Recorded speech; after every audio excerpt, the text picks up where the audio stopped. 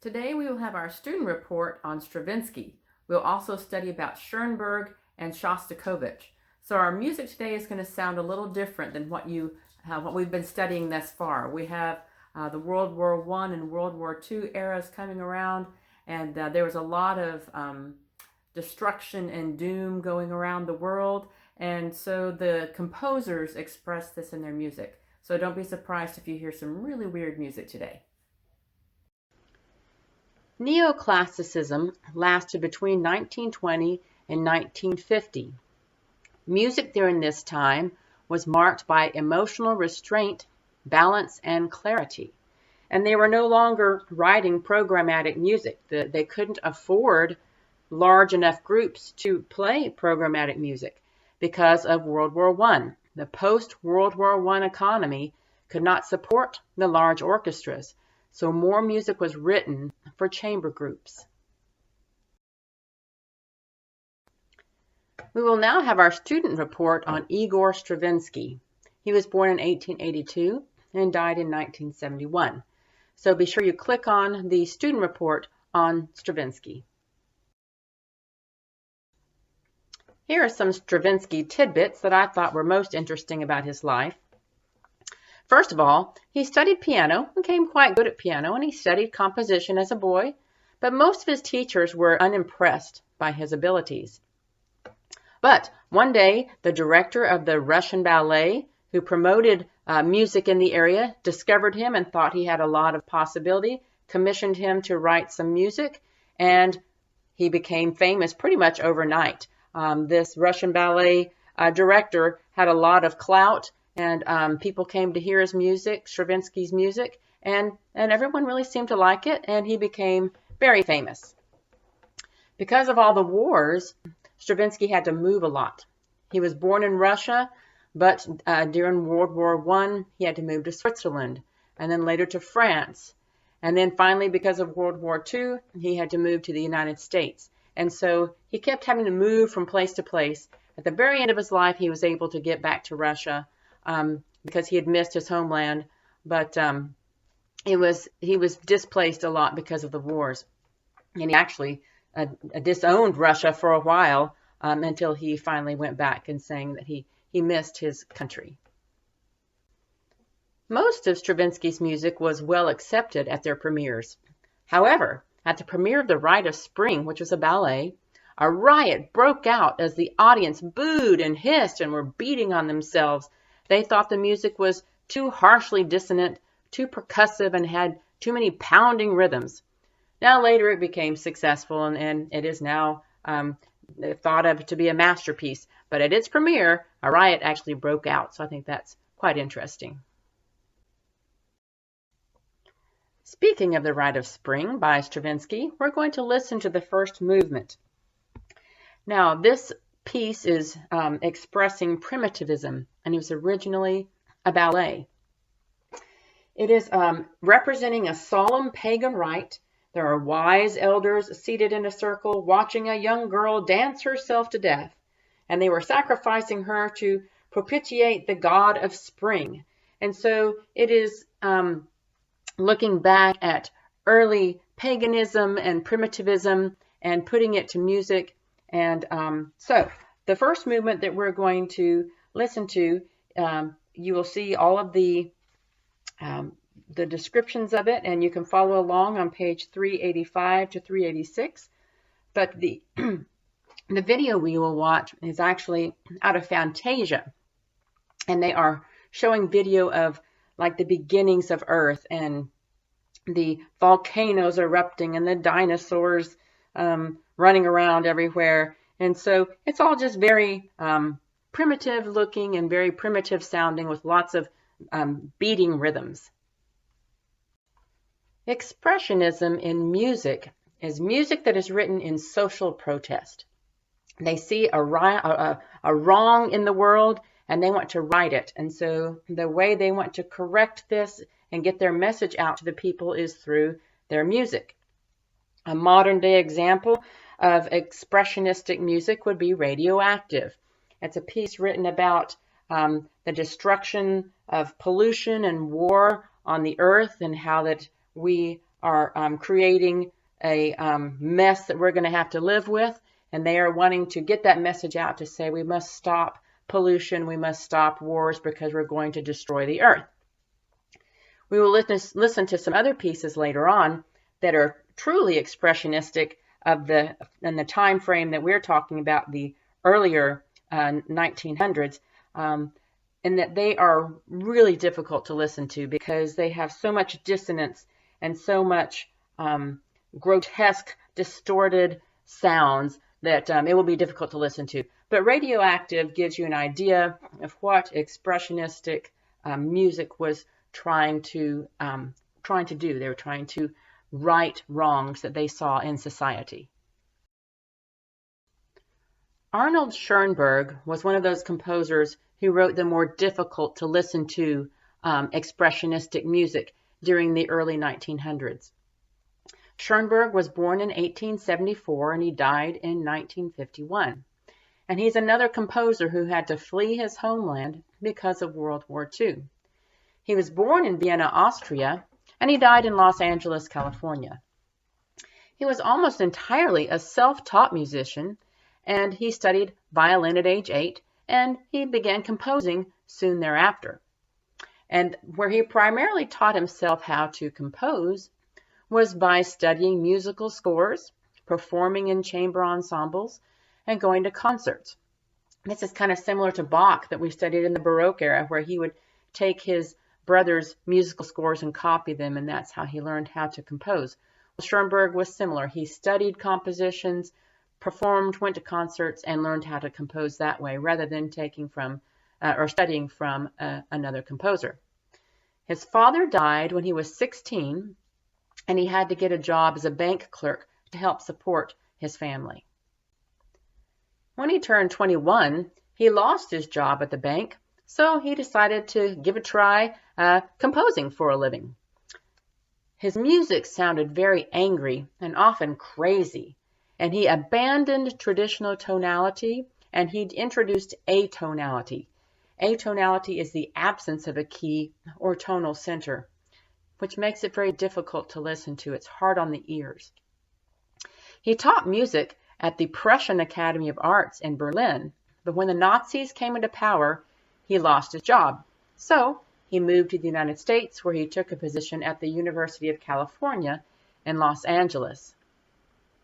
He is a composer who introduced Sprechstimme, which is half speaking and half singing, and it's very weird sounding. We'll listen to one of his pieces that has this in it, but it's just really odd, half singing, half speaking, and so that's called Sprechstimme. He also invented the 12-tone system, which used tone rows, where all 12 tones of the scale were kept in a specific order. And you can read more about that on page 392 and 393. It's quite confusing. You have your original tone row. You can do it in retrograde, which is backwards. You can do it in inversion, which is upside down. You can do it in retrograde inversion, which is backwards and upside down. So, but you have to keep these 12 tones in the same order. So it's really quite odd. But you can read more about it on those 2 pages. Schoenberg's music was so odd and so different that there were many musical critics who said he belonged in the insane asylum. And so we will hear some of his music, and you may agree that he belonged in the insane asylum. But again, some of his music is really difficult to listen to. One of the reasons I believe that some of the composers wrote music that sounded so strange and so angry and so dissonant is because of all of the madness and death that was going on with the world wars. You can see pictures that they were seeing that were happening during their lifetime of children and women in concentration camps, and men dying on the battlefield fighting for the freedom of these people who were being imprisoned and for the people who were being oppressed and who were being killed in these horrible ways. And so this was just permeating the news and permeating their life, and it created much dissonance and difficulty in their own lives, and they expressed it in their music. So here we are at two of the pieces that I find the most difficult to listen to. But they're interesting examples of this expressionism. Piero Lunaire is written by Schoenberg. Piero is a tragic clown puppet that represents a poet who is drunk on moonlight and goes insane. He has nightmares filled with death and martyrdom. So these are the words that you will hear. The wine that with eyes is drunk, at night the moon pours down in waves, and a spring flood overflows the silent horizon. Desires shuddering and sweet swim countlessly through the floods. The wine that with eyes is drunk at night, the moon pours down in waves. The poet whom devotion inspires, made drunk by the sacred drink, toward heaven he turns, his entranced head, and reeling, sucks and slurps the wine with his eyes is drunk. And so there is a lady singing this. It's using the Sprechstimme, which is speaking and singing on pitch, and it just sounds a little crazy, so be ready for it. The second difficult piece that we're going to listen to today is called The Survivor from Warsaw by Schoenberg. It is a dramatic cantata based on a direct report by one of the few survivors of the Warsaw Ghetto. And you will have the listening guide on page 397 and 398. And the reason it's so difficult to listen to is it gives you such a graphic description of what was going on in the concentration camps. I'll just read excerpts from 397. I cannot remember everything. I must have been unconscious most of the time. I remember only the grandiose moment when they all started to sing, as if prearranged, the old prayer they had neglected for so many years, the forgotten creed. But I have no recollection how I got underground to live in the sewers of Warsaw so long a time. The day began as usual, reveille when it was still dark. Get out whether you slept or whether worries kept you awake the whole night. You had been separated from your children, from your wife, from your parents. You don't know what happened to them. How could you sleep? They shouted again, "Get out! The sergeant will be furious." They came out, some very slow. The old ones, the sick men, some with nervous agility. They fear the sergeant. They hurry as much as they can, in vain. Much too much noise, much too much commotion, and not fast enough. The sergeant and his subordinates hit everyone, young or old, strong or sick, guilty or innocent. It was painful to hear the groaning and moaning. I heard it, though I had been hit very hard, so hard I could not help from falling down. We all on the ground, who could not stand up, were beaten over the head. I must have been unconscious. The next thing I knew was the soldiers saying, "They are all dead," whereupon the sergeant ordered to do away with us. So as you listen to this piece, you will feel the anguish of the person who is in the concentration camp through this music. We are now going to skip ahead in your textbook a little bit to page 411, where we will study about Dmitri Shostakovich. He was born in 1906 and he died in 1975. Shostakovich lived in Russia during the time of Stalin, and Stalin used terror, labor camps, and mass murder to promote his agenda. Shostakovich began studying music at the Petrograd Conservatory when he was only 13 years old, so that was quite young to be a conservatory student. But when he was 16, his father died, so he helped support his mother and sisters by playing the piano for silent movies. During Shostakovich's time in Russia, composers were forced to write music that sounded heroic, bright, and beautiful to show to the world that all was well in Russia. Therefore, Shostakovich fell in and out of favor with the communist government and went through numerous teaching posts. He would be hired when in favor and then fired when not in favor. If you composed music that the government did not like, you were blacklisted, or worse, you disappeared, never to be seen alive again. Shostakovich actually wrote a piece that represented the knock, knock, knock of the KGB at your door, coming to take you away. It's his string quartet number 8, and we're going to listen to movement 1 and 2. And again, you'll hear it's very well disguised. We hear yum bum bum, da da da da da da da da da dum, yum bum bum, and that's the knock, knock, knock of the KGB coming to take you away. But he disguised it so he would not get in trouble himself. And then the second movement, you can hear what sounds like a struggle. Either the person who is coming to be taken away is running away, or he is struggling because he's been captured and he's trying to get away.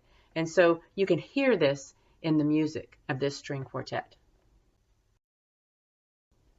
A second piece that we're going to listen to by Shostakovich is his Symphony number 5. And you can follow along with this. We're going to listen to the second movement, and it's on page 413 to 414. And you'll hear what is now going to become sort of a shift, a new shift in orchestral music during the 20th century. There are more solos, there's a lot more percussion, there's more brass, and the strings often do not get the melody. So this is a new trend that will move forward into the 20th century following this same example.